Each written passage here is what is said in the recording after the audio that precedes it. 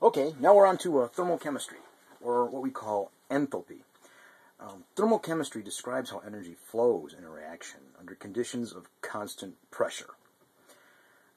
Enthalpy is abbreviated as delta H, and it's expressed as kilojoules per mole. Now, a negative delta H means that heat is lost to the surroundings, which you should know means it's an exothermic reaction. And a positive delta H means that heat is gained by the system, or it's an endothermic reaction. Those should not be new to you. But we express whether it's exothermic or endothermic based on the sign. So, for example, if you know the delta H for methane is negative 890 kilojoules per mole, you can figure out what's the delta H for 5.8 grams of methane. So, 5.8 grams, that's the only number you were given. It's the simplest number you were given. Well, this is in grams, this here is in moles. You know what that means? We change grams into moles. So the molar mass of methane is 12 grams per mole. So we set that up, and these grams cancel out. I've got moles of methane. Now I can use that enthalpy, which is 890 kilojoules per mole, making sure I keep the sign in there, and I can cancel this mole, and I'm left with kilojoules. And then it comes to negative 320 kilojoules of energy in 5.8 grams of methane. What we can do is we can actually write enthalpy into a reaction just like this and treat it as one of the reactants or products. Well, we treat it as a product.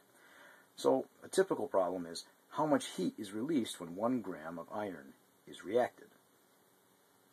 Well, we take our 1 gram of iron. That's what we were given. Now, since enthalpy is always in kilojoules per mole, we got to change it into moles. So we divide by the molar mass of iron, which is 55.8 grams per mole of iron. And now we know how many moles of iron we're dealing with, but how many moles of iron we're reacting. So we've got to go up here to the equation. And what I find is for every 4 moles of iron that react, negative 1,652 kilojoules of energy is released. So 4 moles of iron is negative 1,652 kilojoules. Hey, those moles cancel. And so then 1 divided by 55.8 times 1,652 divided by 4 equals 7.39 kilojoules released from 1 gram of iron. So it's just stoichiometry, really. We can, something I do want to talk about is calorimetry. We use calorimetry to analyze the amount of heat that's evolved in a particular reaction. And to do that, we need a calorimeter, which is an insulated cup used for measuring heat. So it looks something like this. It's kind of an insulated thermos cup, just like we had in the laboratory. Some people use a couple of styrofoam cups. The idea is you want to protect the water in here from reacting with the room temperature. There's a lid on it, a thermometer, and usually something to stir it. So it's an insulated cup with a cover, a thermometer, and a stirrer. It's also filled with a known amount of water. So the way you use it is that you have a sample of a metal with maybe an unknown specific heat. You heat it with its known mass. You take the mass of it and then you heat it to a known temperature. This gives you the mass of the sample and the initial temperature of the sample. You also measure the mass and the temperature of the water in the calorimeter. So that gives you the mass of the water and the initial temperature of the water. You then drop the sample into the calorimeter and wait for the water temperature to stop changing, because at that point the sample and the water are the same temperature. And this gives you your final temperature for your sample and the final temperature of your water. Now, all the heat that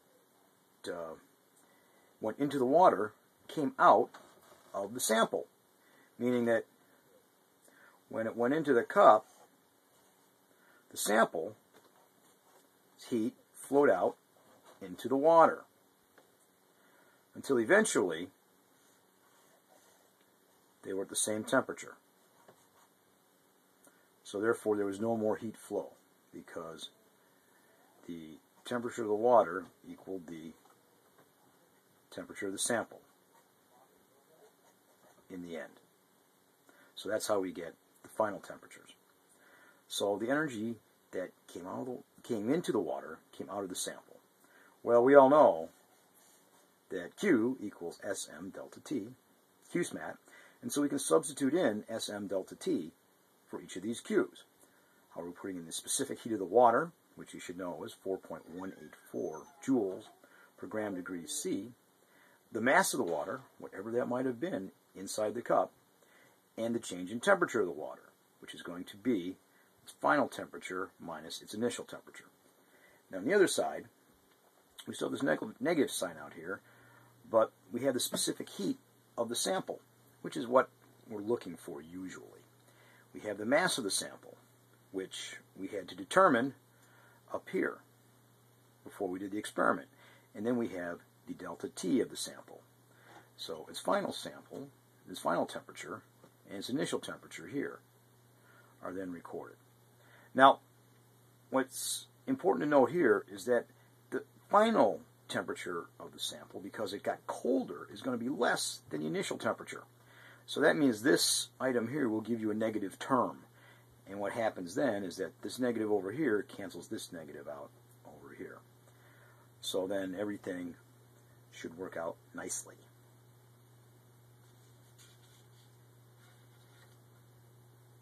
So, this is tough for you guys. Maybe go and have some questions ready for this, because this is something you'll definitely see on the exam. Bye for now.